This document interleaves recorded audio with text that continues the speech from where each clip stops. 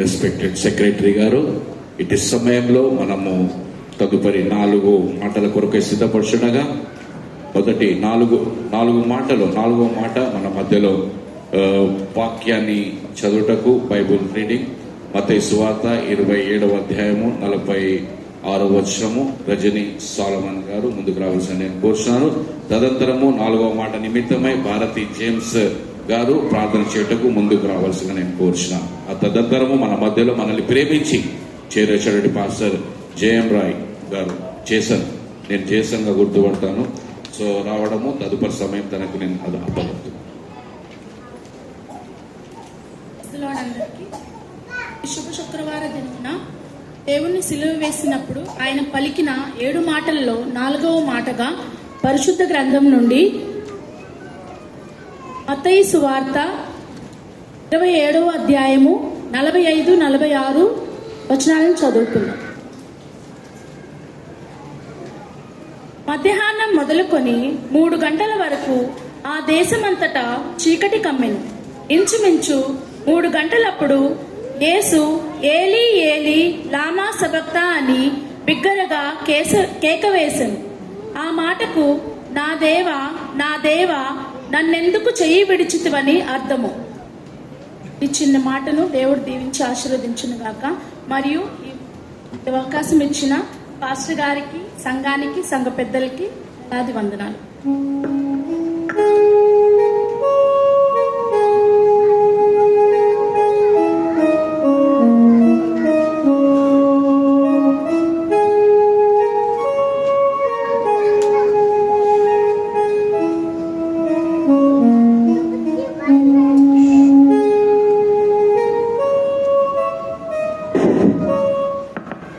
ప్రార్థన చేసుకుందాము. స్తోత్రం నాయన, స్తోత్రం తండ్రి, పరిశుద్ధుడా పర్లోక తండ్రి, నీ కొందన స్తోత్రం. జీవంగల తండ్రి, దయగల రాజా, మహోన్నతుడా, అద్భుతకరుడా, ఆశ్చర్యకరుడా యేసయ్యా నీకు స్తోత్రం. నాయన గత సంవత్సరం అంతా మమ్మల్ని కాపాడినావు, సజ్జలు లెక్కించినావు నాయన. నీ సువార్త ప్రకటించడానికి సమయం ఇచ్చినావు నాయన. బిడ్డలందరినీ ప్రేమతో ఆహ్వానించిన దేవానికి స్తోత్రం. వచ్చిన బిడ్డలను పేరు పేరు వరుసన ఆశీర్వదించు, దీవించు నాయన.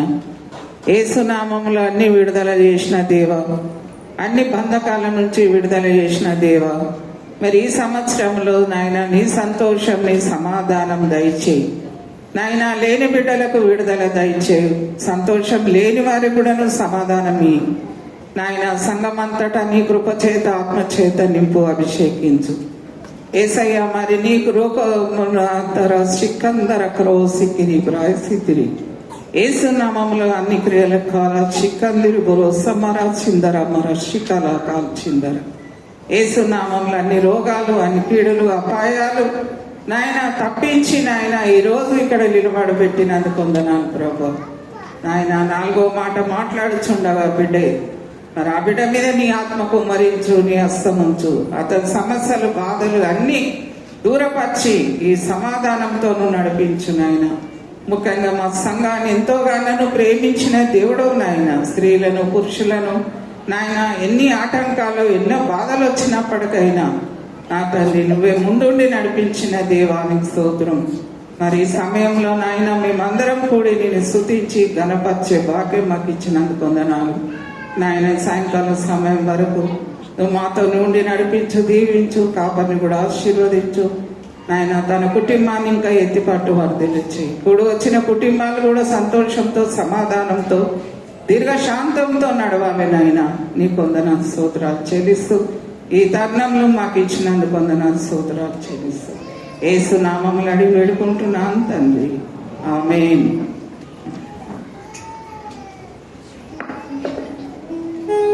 Thank you very much Bharati aunty. ఈ యొక్క మైక్ ఒకరికి ఎందుకు ఇస్తున్నామంటే వెనుక ఉన్న వాళ్ళకి వినిపించలేదంట వాక్యం. That is the main reason. ఆ యొక్క వచనాలు ఏదైతే ఇస్తారో అది చదవడానికి మైక్ ఇవ్వబడుతుంది కనుక దయచేసి మైక్ లో ఆ యొక్క వచనం ఎవరికైతే చెప్పబడుతుందో వారు చదివి వెంటనే వినిపించాల్సిగా నేను కోరుచున్నాను.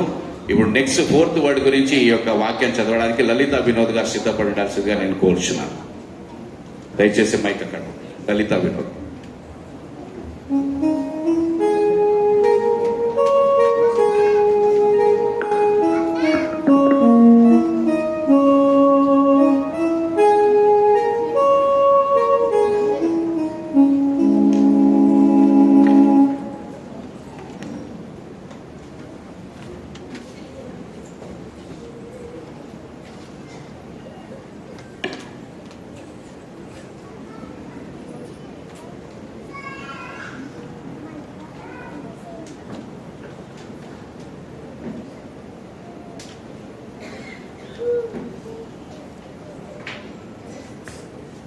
ప్రైజ్ లార్డ్, హల్లెలూయా. సంతోషం. మరి ముఖ్యముగా ఈ అవకాశం ఇచ్చిన నా దేవునికి, మరి అన్న విక్టర్ అన్న గారికి, అలాగే రెవరెండ్ సొలొమోన్ అన్న గారికి, సంఘం అంతటికి కూడా వందనాలు. ప్రియులారా, ఈ 4వ మాటలో మత్తయి సువార్త మరి 27:46లో ఒక మాటను మనం చూస్తాం. ఇంచుమించు 3 గంటలప్పుడు అనే మాట మనం చూస్తాం. ప్రియులారా, నీ మధ్యలో నేను నిలవబడ్డానికి దేవుని యొక్క ప్రధాన ప్రణాళిక ఉందని నేను విశ్వసిస్తున్నాను. దేవునికి స్తోత్రం. ఇకపోతే గత సంవత్సరం మీ మధ్యలో ఒక మాట పంచుకోవాల్సి ఉండేది. అన్నగారు చెప్పారు, కానీ నాకు బాగా ప్యాక్ అయిపోయింది షెడ్యూల్. అన్న క్షమించండి అన్న అన్నాను సొలొమోన్ అన్నగారికి. ప్రియులారా, యేసుక్రీస్తు వారు సిలువ ప్రయాణాన్ని ఎప్పుడు ప్రారంభించారు? ఎన్ని గంటలు ఆయన సిలువ ప్రయాణము కొనసాగింది? యెరూషలేము వీధులలో ఉదయం 9 గంటల నుంచి కదా మధ్యాహ్నము 12 గంటల వరకు ఆయన ఎన్ని గాయాలు పొందాడో నేను చెప్తాను కొద్ది సమయంలోనే. యెరూషలేము వీధులలో ఆయన ఎంత కఠినముగా మరి గాయపరచబడ్డాడు. యేసు ప్రభు వారు ఎత్తెంతో తెలుసా? 5 అడుగుల 11 అంగుళాలు. ఆయన ఎంత బరువుంటాడో తెలుసా? 85 కిలోలు. ఆయన మోసిన సిలువ బరువెంతో తెలుసా? 150 కిలోలు. ఆ సిలువ పొడవెంతో తెలుసా? 15 అడుగులు. 85 × 85, 85 × 2 చూసుకుంటే ఎన్ని కిలోలు వస్తుంది? 170. అంటే ఈక్వల్ గా అంతకంటే డబుల్. ప్రియులారా, మరి చూసినట్లయితే యేసు ప్రభు వారు ఈరోజు ప్రశాంతంగా కూర్చున్నాం. ఈరోజు అయ్యగారు 2వ మాట తర్వాత ఒక మాట చెప్పారు. మనము ఎక్కడున్నామట? పాపములో లేమట. దేవునికి స్తోత్రం. పాపములు క్షమింపబడి ఈ స్థలంలో ఉన్నాము. నమ్మిన వారు గట్టిగా దేవునికి స్తోత్రం చెప్పండి. హల్లెలూయా, హల్లెలూయా. నీవు పాపములు క్షమింపబడి శ్రేష్టముగా ఇక్కడ కూర్చోవడానికి ఆయన 6.5 లీటర్ల రక్తాన్ని ఆ సిలువలో నీ కోసం దారపోశాడు. దేవునికి స్తోత్రం. హల్లెలూయా. ఇంచుమించు 3 గంటల, చదవండి ఆ మాట. ఎవరైనా మౌత్ తీసుకుంటే చదువుతాను. ఇంచుమించు 3 గంటలప్పుడు యేసు ఏలి ఏలి లామా సబక్తాని అని బిగ్గరగా కేక వేశాను. ఆ మాటకు నా దేవా నా దేవా ఏలి అనగా అర్థం ఏమిటంట? దేవా. దేవునికి స్తోత్రం. ఈ 6 గంటల కాలములో 12 నుంచి 3 గంటలు అంటే ఆల్మోస్ట్ ఆయన 4వ వార్డులో ఉన్నాడు. 5, 6, 7 ఇంకా చెప్పాలి. 3 తర్వాత అయిపోయింది ఇంకా. అవునా కదా? అవునండి, నేను ఒక చిన్న ప్రశ్న వేస్తాను మీకు. ఈ మాటకు అర్థం ఏమిటి? ఏలి అంటే నా దేవా. ఏలి మరొకసారి అర్థం చెప్పండి, పక్కవారితో. నా దేవా అనండి. హల్లెలూయా. ఇంకొక మాట మీకు గుర్తు చేస్తాను, అదే ప్రవచనాన్ని గుర్తు చేస్తా. కీర్తనల గ్రంథము 22:1-2 నా దేవా, నా దేవా, నీవు నన్నేల విడనాడితివి, నన్ను రక్షింపక, నా ఆత్మధ్వని వినక నీవేళ దూరముగా ఉన్నావు అనే మాట దావీదు ప్రవచనము ద్వారా దావీదు సిలువలో పలకబోతున్నటువంటి మాట కోసం 800 సంవత్సరాల క్రితం ప్రవచించాడు. దావీదు 22వ కీర్తనలో యేసుక్రీస్తు సిలువలో పలకబోయేటువంటి మాట గురించి ప్రవచించాడు. ఇప్పుడు ఆ 800 సంవత్సరాల తర్వాత యేసు ప్రభు అదే సిలువలో వేలాడుతూ పలుకుతున్న మాట, నన్ను విడిచిపెట్టావేంటి, నన్ను రక్షించడం లేదేంటి? ఎందుకు యేసు ప్రభు నా దేవా, నా దేవా, చదవండి ఆ మాట, నా దేవా, నా దేవా, చదవాలి.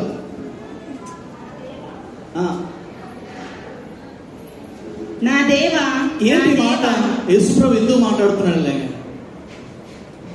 యేసు ప్రభుకి తెలియదా? యేసు ప్రభుకి ఆయనకి తెలియదా? యేసు ప్రభు చెప్తున్నటువంటి మాట ఏంటంటే, నన్ను ఎందుకు విడిచిపెట్టేసా? ఆయనకి తెలియదా? ఆదికాండము 1:26 ఒక మాట మనం చూస్తాం. ఆదికాండము 1:26 త్వరితంగా చదవాలి. దేవుడు మన స్వరూపమందు మన పోలిక చొప్పున నరులను చేయదము. ఎవరితో మాట్లాడుతున్నాడు దేవుడు ఇక్కడ? ఆదికాండం 1:26. అంతకంటే ముందు దేవుని ఆత్మ జలములపై అల్లాడుచుంటేను. ఇక్కడ మనము అనే దాంట్లో ఏకవచనం ఉందా, బహువచనం ఉన్నదా? బహు అనగా ఒక విషయం చూస్తే తెలంగాణలో ఏం చేస్తున్నావు భయ్, నువ్వు గట్లా చేస్తావు ఏంది అనే మాట వాడతారు. ఆంధ్రాలో చూస్తే మీరు అంటారు. అర్థం ఏంటంటే, మీరు అంటే అర్థం ఏమిటంటే నీవు సింగిల్ డిజిట్, కానీ మేము ఇస్తున్నటువంటి మాటలో గౌరవం యాడ్ అయింది కనుక మీరు ప్లస్ గౌరవం మీరై ఉన్నారు. దేవునికి స్తోత్రం చెప్పండి. హల్లెలూయా. మీరు అంటే నీవు ప్లస్ గౌరవం కనుక మీరు అంటే మీరు ఒక్కరే కాదు, మీకు ఇవ్వబడిన రెస్పెక్ట్ తో కలిసి మీరు ఏమయ్యారు? బహువచనము. హల్లెలూయా. యేసు ప్రభు ఇక్కడ ఆదికాండం 1:26 ఒక కేబినెట్ మీటింగ్ జరుగుతోంది. అక్కడ ఆ కేబినెట్ మీటింగ్ ఏంటంటే, దేవుడు ఒక కేబినెట్ నియమించాడు. ఆ కేబినెట్ లో కొన్ని డెసిషన్ తీసుకోబోతున్నాడు. ఆ డెసిషన్ లో చెప్తున్నాడు ఏంటంటే, మనము మనుషులను చేస్తాం, విల్ మేక్ ఎ మ్యాన్.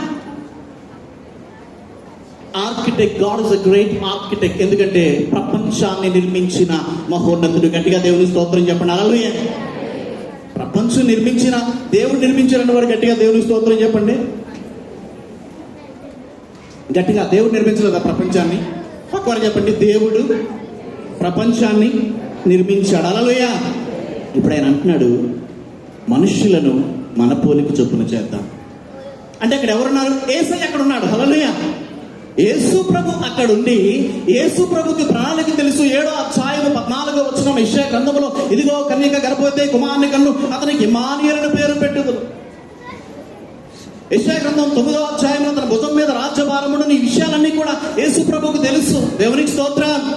తండ్రి చెప్తున్నాడు, ఇదిగో నీకు ఇవ్వవలసినటువంటి గొప్ప క్యారెక్టర్ ఉన్నది. ఆ క్యారెక్టర్ చాలా కఠినముగా ఉంటుంది.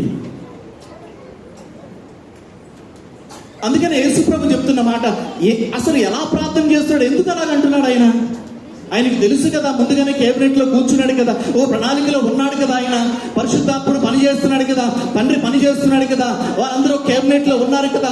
రాబోతున్న దినాల్లో వారు వేసినటువంటి ప్రణాళికలో యేసు ప్రభు ఆ లైన్ లోనే రావాలి కదా. ఎందుకంటే ఒక ప్లాన్ ఉంటుంది. ఇప్పుడు గుడ్ ఫ్రైడే ఉంది, 7 ఏ మాటలు మాట్లాడాలో ఒక ప్రణాళిక ఉంది కదా, అవునా కదా? ఒక ఆర్డర్ ఉంది. అలాగే జరుగుతుందా, లేకపోతే వేరేగా జరుగుతుందా? అలాగే జరుగుతుంది. దేవునికి స్తోత్రం. మరి యేసు ప్రభు చెప్తున్న మాట ఏంటంటే, నా దేవా, 22వ కీర్తన 1-2 చెప్తున్నాడు, నా దేవా, పగలు నేను మొర్ర పెట్టుచున్నాను, రాత్రి వేళ నేను మౌనంగా ఉండట్లేదు, అయినను నీవు నాకు ఉత్తరం ఇయ్యకున్నావు. యేసు ప్రభు చేసిన మాట నిజమా కాదా? ఇక్కడ ఆ క్యారెక్టర్ గురించి, అందుకని యేసుప్రభు ఒక మాట అంటాడు, నీ చిత్తం అయితే ఈ పాత్ర నా యొద్ద నుంచి తొలగించు. అది ఎవరు పడితే వాళ్ళు పోషించవలసినటువంటి పాత్ర కాదది. హల్లెలూయా. చూడండి, తాను పొందిన శ్రమల వల్ల అతడు విధేయతను నేర్చుకునేను అనే మాట ఉంటుంది. అవునా కాదా? ఏంటి ఆ శ్రమ? ఆ శ్రమ గురించి ఎబ్రీ పత్రికలో వివరించాడు. ముందుగా నేను కృతిగా వెళ్తాను. చూడండి, ఎబ్రీ పత్రిక 5వ అధ్యాయము 7, 8, 9 వచనాలు చదవాలి. శరీరధారి అయి ఉన్న దినములలో దినములలో ఆ, మహారోదనతోను ఆగండి, మహారోదన. హల్లెలూయా. ఆ క్యారెక్టర్ ఎలా ఉందో తెలుసా? ఎందుకు రోదనగా ఉన్నాయి? ఆయన శరీరాన్ని ధరించాడు గనుక. శరీరము ఎప్పుడూ బలహీనమే. అందుకే చెప్పాడు, ఆత్మ సిద్ధమే గాని శరీరము బలహీనము. అవునా కాదా? ఇప్పుడు సీరియస్ గా వచ్చి నేను బాగా వైట్ అండ్ వైట్ డ్రెస్ వేసుకున్నాను, నీట్ గా ఉన్నాను, చక్కగా వచ్చి కిందకి దిగి ఎవరైనా పడేలో లెప్పగా ఉంటే అనుకోండి, అలా ఏం చేస్తారు? నేను దుడుచుకున్నాను, రెండు కొడతాను లేదా? హల్లెలూయా. కొంతమంది కరాటీ గుంపు వచ్చు, కొంతమంది అక్కలకి చెల్లెలకి వాళ్ళు ఏం చేస్తారంటే రెండు హే ఊహా అన్నాడు, ఎక్కడో పడుకో. ఎందుకంటే వాళ్ళకి పెయిన్ వస్తుందండి. శరీరము అనేది బలహీనమైనది. యేసుప్రభుతో తండ్రి చెప్పాడు, నువ్వు బలహీనమైన దాంట్లోనికి వెళ్ళి, చెప్పండి, బలహీనమైనది ధరించుకుని బలమైన కార్యము చేయాలి. దేవునికి స్తోత్రం. అందరూ చెప్పండి కదా, దేవునికి స్తోత్రం. హల్లెలూయా. బలహీనమైనది ధరించుకుని మానవ శరీరములో ఆ పెయిన్. ఎన్ని లీటర్ల రక్తాన్ని కార్చాడు? 6.5. ఎన్ని కేజీలు బరువు ఉన్నాడు ఆయన? 80 కేజీలు. ఎంత హైట్ ఉన్నాడు? 5.11. ఎన్ని కేజీలు సిలువను మోసాడు? 150 కిలోలు. ఎంత ఎత్తుంది? 15 అడుగులు. దేవునికి స్తోత్రం. హల్లెలూయా.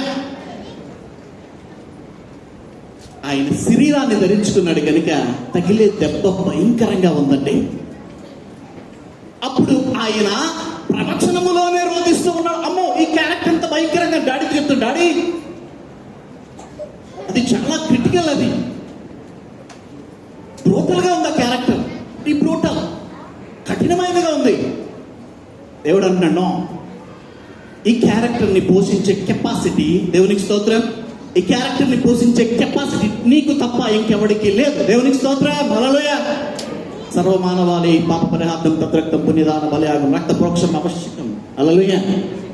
ప్రపంచము రక్షింపబడాలంటే నీ రక్తము అవసరమని నేను డిసైడ్ చేసేసిన. ఆ రోజు కేబినెట్లో చెప్పాను నీకు. దేవునికి స్తోత్రం. ఇక్కడ ఆ శరీరాన్ని ధరించుకున్నాడు గనుక ఎలాగున్నాడంట? మహారోదనము. దేవునికి స్తోత్రం. రెండోది కన్నీళ్ళు. మూడోది చదవండి. తన్ను నుండి రక్షింపగలవానికి. అంటే ఏ మరణం? శరీర మరణం అన్నమాట. హల్లెలూయా. ఆయన ఎక్కడి నుంచి అయ్యో బాబు, ఈ పెయిన్ నుంచి నన్ను రక్షించాలంటే అది ఎవరు? ఒక్కసారి జ్ఞాపకం చేస్తున్నాం. హల్లెలూయా. Please remember me. ఒక్కసారి వన్ టైం. తను మరణము నుండి, హల్లెలూయా, తను మరణము నుండి రక్షింపగలవానికి ప్రార్థన. రెండోది యాచన. యాచన అంటే అర్థం ఏంటో తెలుసా? బెగ్గింగ్. అందుకనే ఎవరైనా శ్రేష్టమైన పదం ఈ యాచకులు అంటారు. దేవునికి స్తోత్రం. ఈ యాచన ప్రార్థన అంటే ఏంటో తెలుసా? డిగ్నిటీగా. కొంతమంది యాచిస్తారు ప్రార్థనలో. ఏమని? మోకరించి. కొంతమంది చప్పట్లు కొడుతూ, కొంతమంది భాషలు, కొంతమంది విపరీతంగా ఎగురుతూ. అంటే ఇక్కడ ఏంటంటే యాచిస్తూ ఉన్నాడు. ఆ పెయిన్ ఎవరంటే ఒక విషయం చెప్తాను, ఎవరు భరిస్తారండి అంత పెయిన్? యేసుప్రభు ఎంత భయంకరంగా ఆయన పెయిన్. నేను ముగిస్తాను దొరికింగానే, ఎందుకంటే ఇంకా 3 మాటలు ఉన్నాయి కాబట్టి. ఎలాంటి పెయిన్ అండి? ఎన్ని దెబ్బలు యేసుప్రభు పొందాడో తెలుసా? ఎవరికైనా తెలుసా ఎన్ని దెబ్బలు? అయ్యారు చెప్పండి అయ్యారు. తెలిసిన వాళ్ళు చెప్పండి అయ్యారు. హల్లెలూయా. దేవుని స్తోత్రం. మంచిది అయ్యారు. చెప్పారు 624 దెబ్బలు. దేవునికి స్తోత్రం. హల్లెలూయా. మరి చూసినట్లయితే యేసు ప్రభు పొందినటువంటి దెబ్బలు నేను చెప్తాను. 5480. ఎన్ని దెబ్బలు? 5000 480, అందులో 150 గాయాలు. 150 గాయాలు, అతి మిక్కిలివి. వెనక వైపు తగిలిన గాయములు, రక్తపు ముద్దలు బయటికి వస్తా ఉంటే యెరూషలేము వేదుల్లో యూదులు ఎవరిని రక్షించడానికి వచ్చారు, వాళ్ళు కూడా రోమీయులు నవ్వుతూ ఉన్నారు.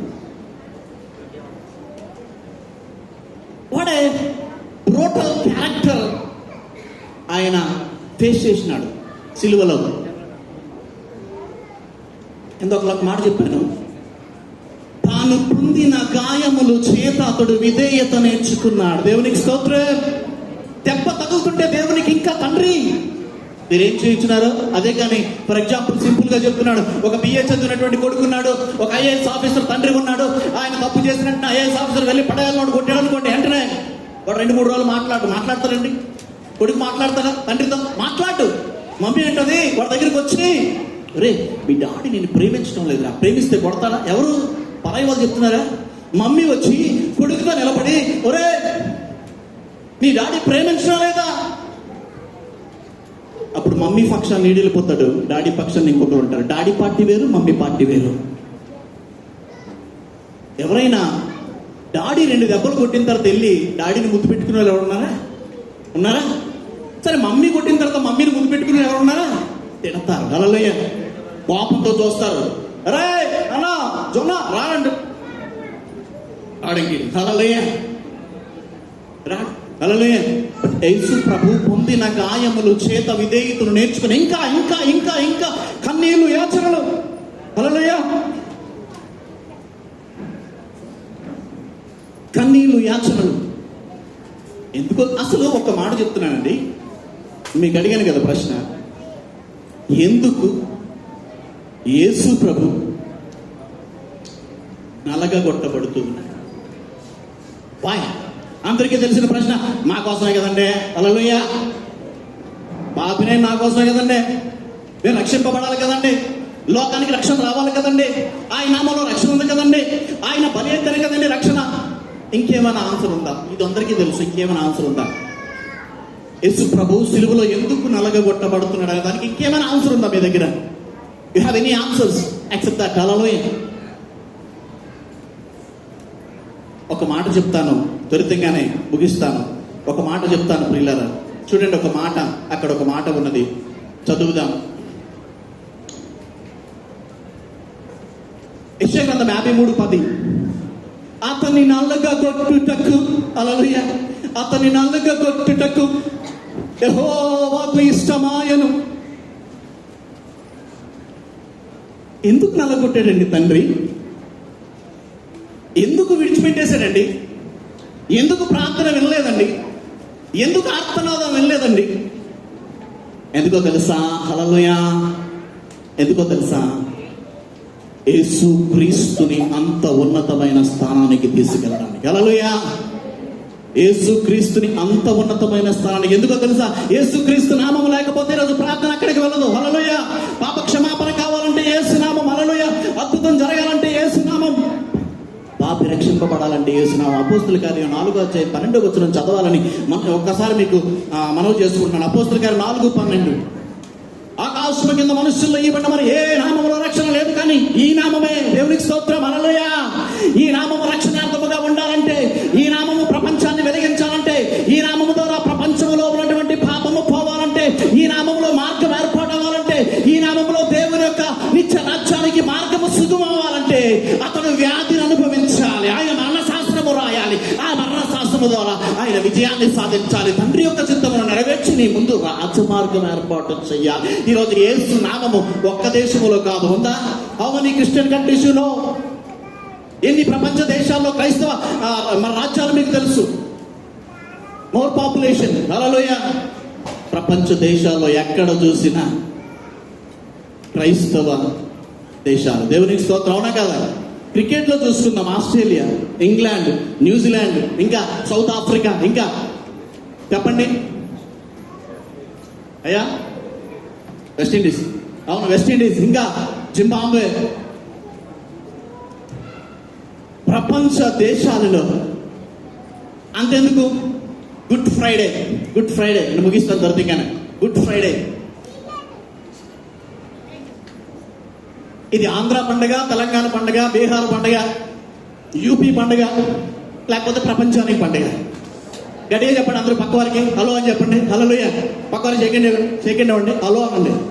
హలో, ఇది ప్రపంచానికి పండగ. దేవునికి స్తోత్రం. హల్లెలూయా. ఎందుకో తెలుసా? ఇది ప్రపంచానికి పండగ. హల్లెలూయా. ఫ్రమ్ టుడే హల్లెలూయా నువ్వు దండగ్గా ఉన్నావు. హల్లెలూయా. ఫ్రమ్ టుడే హల్లెలూయా నువ్వు పండగగా మారిపోతున్నావు. హల్లెలూయా. నువ్వు అడుగు పెట్టే ప్రాంతం పండగ, నువ్వు అడుగు పెట్టే ఇల్లు పండగ, నువ్వు అడుగు పెట్టే ఊరు పండగ, నువ్వు అడుగు పెట్టే రాష్ట్రం పండగ. నువ్వే పండగ. యేసు నేను పండగ చేశారు. గట్టిగా చెప్పడం దేవునికి స్తోత్రం. హల్లెలూయా. హల్లెలూయా. ఆయన ప్రపంచానికి అడ్రస్ గా చేసేసాడు. హల్లెలూయా. ఈ రోజు నువ్వు నలగొట్టబడుతున్న పరిస్థితిలో ఉన్నావు. చాలా మంది నలగొట్టబడుతున్నావు. హల్లెలూయా. తండ్రి కుమారుడు నలగొట్టబడుతున్నాడంటే వాడిని గొప్ప చేయడానికి. హల్లెలూయా. తండ్రికి ఆ కుమారుని మీద ఇష్టం ఎక్కువ. ఒక విశ్వాసి నలగొట్టబడుతున్నాడంటే, అయ్యా భోజనం లేదు నాయన, దేవునికి స్తోత్రం. అప్పులున్నాయి ప్రభా, దేవునికి స్తోత్రం. భయంకరమైనటువంటి పరిస్థితుల్లో నా కుటుంబం నలిగిపోతుంది ప్రభా. రెంట్ కట్టడానికి డబ్బులు లేవు, కరెంటు బిల్లుకి డబ్బులు లేవు, ఫోన్ రీఛార్జ్కి డబ్బులు లేవు. పరిస్థితులు అన్నీ కూడా సతమతం అయిపోతా ఉన్నాయి. నలగొట్టబడతా ఉన్నావు. కొంతమంది అనుకుంటారు ఆశీర్వాదం ఉంటేనే అదే క్రైస్తవ్యం. కదండి.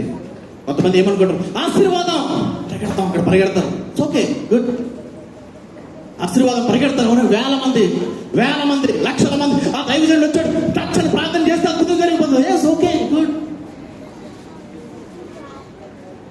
కానీ బైబిల్లో రాయబడిన మాట, గోధుమ గింజ నేలలో పడి, చెప్పండి, గోధుమ గింజ నేలలో పడి చచ్చిపోతేనే గాని, హల్లెలూయా, పక్కన చెప్పండి, చచ్చిపోతేనే గాని అది ఫలించదు. గట్టిగా చెప్పండి కొట్ట అందరం గట్టిగా. దేవుని స్తోత్రం.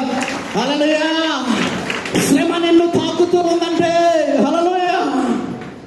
ఒక పరుగు పందెంలో పరిగెడుతున్నాడు.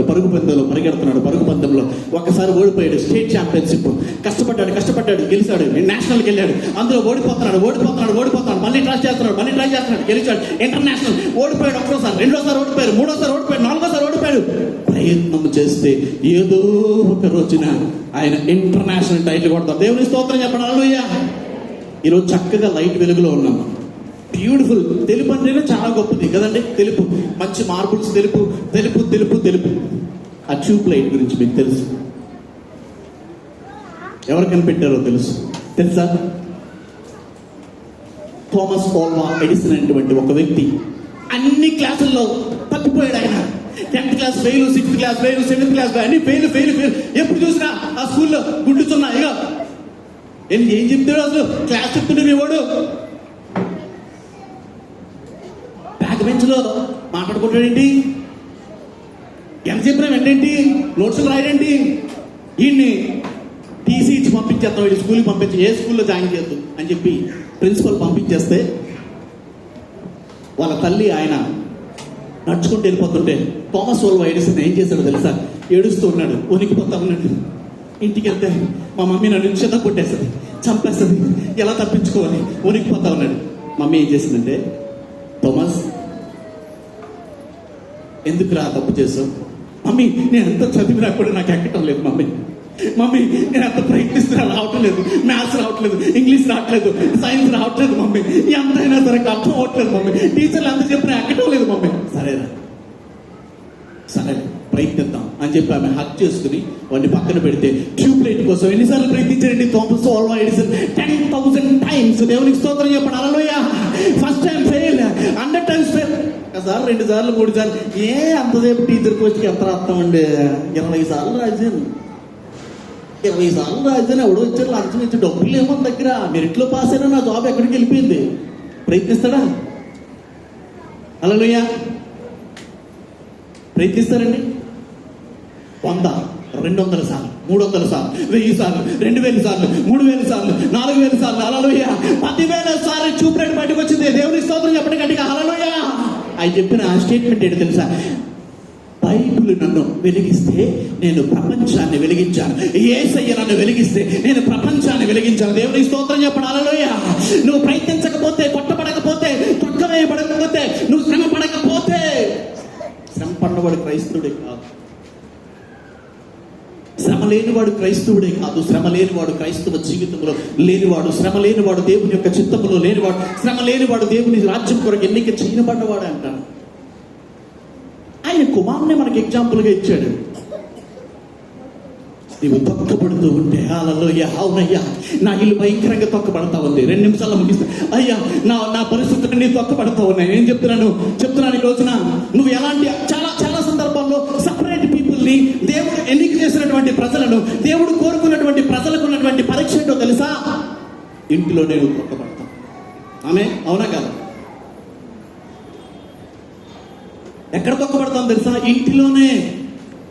నా కొడుకు కదా, ఆడ నేను తొక్కాలని చూస్తాను.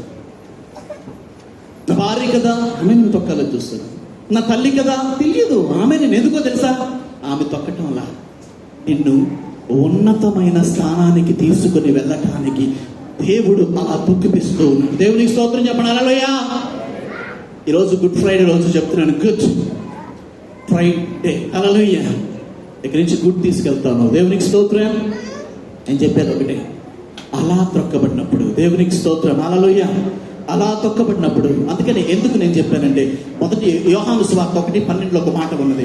2 మాటలు చూసుకుని మనం ముగిద్దాం. యోహాను సువార్త 1:12 చూడండి ఒకసారి. తను ఎందరు అంగీకరించిన వారికి అందరికి, అనగా తన నామమున విశ్వాసం ఉంచిన వారికి దేవుని పిల్లలకు ఆయన అధికారం అనుగ్రహించను. దేవునికి స్తోత్రం. అంగీకరించిన వారందరికీ కూడా, వారంతా ఎక్కడికి వచ్చేస్తారు? యేసుక్రీస్తు కుటుంబంలోనికి, దేవుని కుటుంబంలోనికి, కుమారుడిగా, కుమార్తెగా. కానీ శ్రమ పడుతూ ఉంటే నీవు కుమారుడిగా వచ్చేసాం కదండి, కుమారుల్లోకి వచ్చేసాం. మనందరం కుమారులు, అవునా కదా? యేసు ప్రభువుని నమ్ముకున్న ప్రతి ఒక్కడు కూడా ఎవడు గలతీ పత్రిక 3:27 యూదులని, క్రీస్తుని, దాసుని, స్వతంత్రుడని ఏ భేదం లేదు. అందరూ కూడా దేవుని యొక్క కుమారులు ఉన్నారు. ఆమేన్. దేవునికి స్తోత్రం. మనందరం పాపం నుంచి విమోచన పొంది ఉన్నాం. దేవునికి స్తోత్రం. కుమారుని కంటే గొప్పగా ఉందా? ఇంకా కుమారుని కంటే గొప్ప స్టేజ్ ఉందా? చూడండి యెషయా గ్రంథం 56:5. యెషయా గ్రంథం 56:5. కుమారుని కంటే గొప్ప స్థానం. నువ్వు నలగొట్టబడతా ఉంటే, శ్రమ పడుతూ ఉంటే, దుఃఖిస్తూ ఉంటే, ఇబ్బంది పడుతూ ఉంటే, నిన్నెవరో లెక్క చేయకపోతే నీ స్థానం ఎక్కడ ఉంటుంది? చూడండి 56 యెషయా గ్రంథం 5వ నా ఇంటను నా ప్రకారములో ఒక భాగం వారికి ఇచ్చేదను. ఎవరికి? శ్రమ పడేవారు. దేవుని స్తోత్రం. హల్లెలూయా. ఏం చేస్తారంట? కొడుకులు కూతుళ్ళని అనిపించుకున్నట కంటే శ్రేష్టమైన పేరు వారికి పెట్టుచున్నాను, కొట్టివేయబడిన నిత్యమైన పేరు వారికి పెట్టుచున్నాను. దేవునికి స్తోత్రం. హల్లెలూయా. రబషకడబబబబల. కొడుకులు కూతుళ్ళ కంటే, అందుకనే ఎలాంటి పేరు ఇచ్చేసాడు చూసాడు? యేసుక్రీస్తు వారు శ్రమను అనుభవించి విధేయతను నేర్చుకుని ప్రపంచానికి రక్షణకరమైన నామముగా ఆవిర్భించబడ్డారు. దేవునికి స్తోత్రం. దారపోసినావా నీదు ప్రాణంబును నాదు పాపముల కొరకు, దీని పేరేనా ప్రేమనే ప్రియ భావన. ఎలాగండి ప్రేమనే ప్రియ భావన? గాయములను నీవు పొంది స్వస్థతలను మాకునిచ్చి, ఏ నేరము చేయకుండా కఠిన శిక్ష నొందావా. ఏ నేరము చేయకుండా కఠిన శిక్ష నొందావా. దీని పేరేనా ప్రేమనే ప్రియ భావన. హల్లెలూయా. యేసు ప్రభువు మరి చూసినట్లయితే ఆ సిలువలో ఆయన విధేయతను చూపకపోతే, హల్లెలూయా, ఇదిగో మనకు ఒక ప్రణాళిక ఉంది. కన్యక గర్భవతి కుమారుని కంటుంది. ఆయన భుజం మీద రాజ్యభారం ఉంటుంది. ఆ రాజ్యభారమును ఆయన తీసుకోవాలంటే యూదులందరూ ఏం చేస్తారంటే, యూదులందరూ కూడా ప్రియమైనటువంటి వాళ్ళ దేవునికి స్తోత్రం. హల్లెలూయా. అందరికీ తెలుసు ఈ రోజున యేసు ప్రభు నామం ఎలా ఉంది? అన్ని నామముల కన్నా పైనామం యేసుని నామము. ఆమేన్. హల్లెలూయా. అందరూ తెలుసు కదా, యేసు నామము జయం జయము.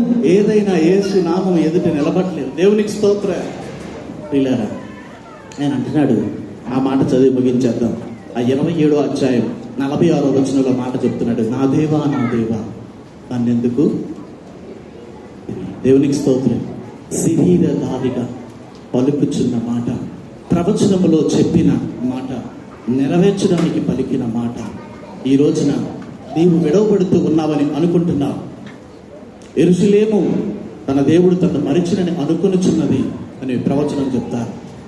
నీవు విడవబడుతూ ఉంటే, దుఃఖిస్తూ ఉంటే, కన్నీటిగా ఉంటే, ఇబ్బందుల్లో ఉంటే, ఇరుకుల్లో ఉంటే, కొట్టబడుతూ ఉంటే, నువ్వు రాబోతున్న దినాల్లో ప్రపంచములో ఒక ప్రత్యేకమైనటువంటి దానిగా, ప్రత్యేకమైన వాడిగా నువ్వు నిలబడబోతున్నావు. దేవునికి స్తోత్రం. హల్లెలూయా. ఉన్నతమైన స్థానంలో దేవుడిని నిలబెట్టాలంటే నిన్ను ఆ క్యారెక్టర్కి సరిపోయినట్టు నిన్ను ట్రైన్ చేయాలి. ఐఏఎస్ అవ్వాలంటే ట్రైనింగ్ కావాలి. హల్లెలూయా. ఆర్మీ ఆఫీసర్ అవ్వాలంటే ట్రైనింగ్ కావాలి. Without training you cannot get anything. Hallelujah. Training కావాలి. హల్లెలూయా. ఏడుస్తున్నావా? బాధపడకు. నీ ఎదురుగానే ఆశీర్వాదంలో ఉన్న వాళ్ళని చూసి నువ్వు బాధపడవలసిన పని లేదు. అవమానింపడుతున్నావా? బాధపడద్దు. ఎదురుగా ఘనత పొందుతున్న వారిని చూసి నువ్వు బాధపడాల్సిన అవసరం లా. ఇదంతా నీకు శాంపిల్, ట్రైనింగ్. రాబోతున్నాడు విస్తారంగా యేసు ప్రభు వలె దేవుడు నిన్ను ఆశీర్వదించునుగాక. ఆమేన్. హల్లెలూయా. Thank you so much. మరి శ్రేష్టమైనటువంటి అవకాశం ఇచ్చినటువంటి సొలొమోన్ అయ్య గారికి, మరి వెక్టర్ అన్న గారికి, అలాగే మీ అందరికీ కూడా ప్రభు నామములో వందనాలు తెలియజేస్తూ ఈ 4వ మాటని షేర్ చేసుకోవడానికి దేవుడి స్తోత్రాలు.